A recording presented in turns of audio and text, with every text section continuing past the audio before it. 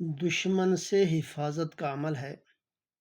یہ بسم اللہ الرحمن الرحیم کی برکتیں ہیں۔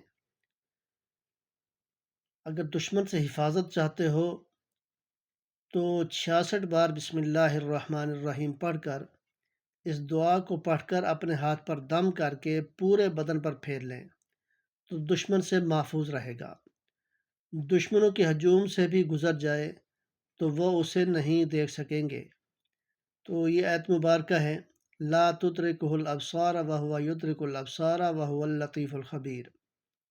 لا تدرکہ الابصار وہو یدرک الابصار وہو اللطیف الخبیر۔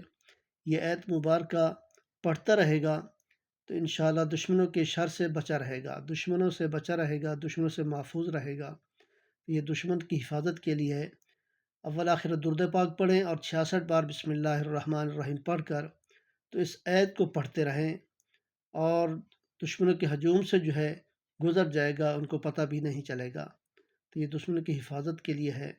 تو قرآن پاک کی آیات ہیں، تو انشاءاللہ اس کو کر کے دیکھیں، آزمائیں، انشاءاللہ اس کا بہت بڑا فائدہ ہوگا۔